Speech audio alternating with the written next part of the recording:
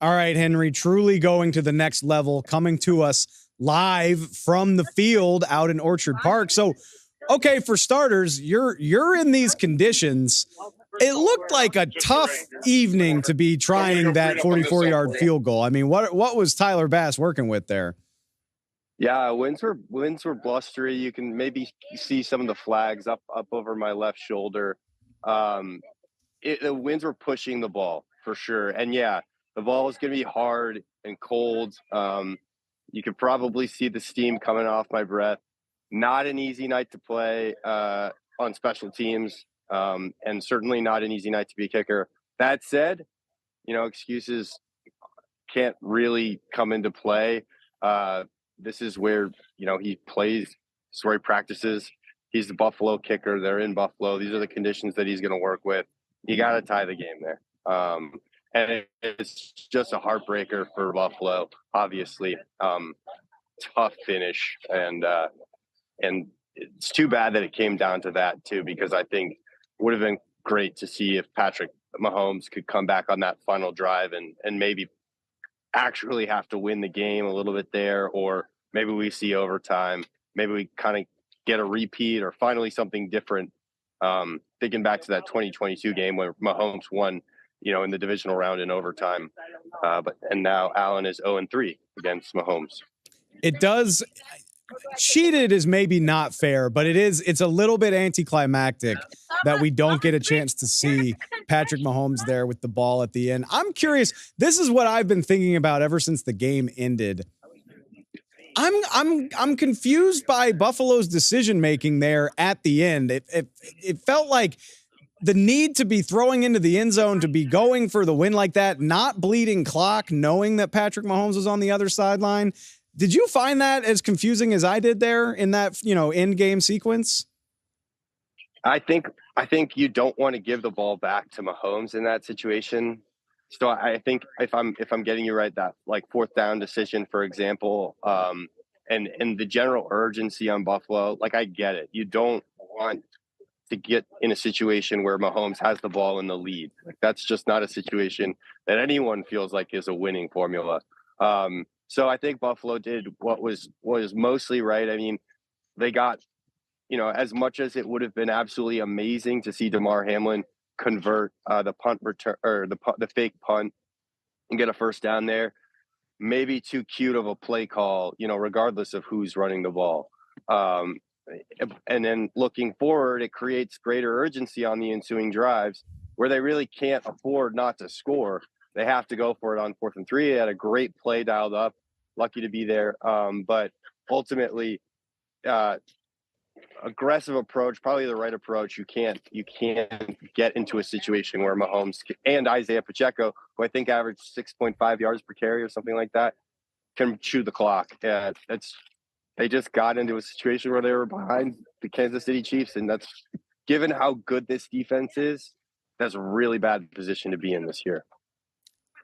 Yeah, what did you make of this Kansas City defense's performance today? I heard the stat on TV here in LA, no explosive gains by Buffalo on the night. I mean, they had to work for everything that they got. What was Steve Spagnuolo dialing up to take that away from Josh Allen? Yeah, great question. I just literally finished talking to Trent McDuffie about exactly that. And you saw the Bills were able to work the ball laterally. And again, to Joe Brady's credit, the interim offensive coordinator, he was doing his very best at using sort of every lateral play that was in their playbook. But that downfield passing was a missing ingredient. There was one great opportunity to Stephon Diggs. He dropped the ball. It was maybe a 50-yard pass. Like, it was an incredible dime from Josh Allen. That was their opportunity. Other than that, mostly saw dink and dunk from Josh Allen, including like his great presence in the run game. The reason for that, like I mentioned, Trent McDuffie at the beginning, was disguises in the defense. This Kansas City secondary has been playing together for a very long time.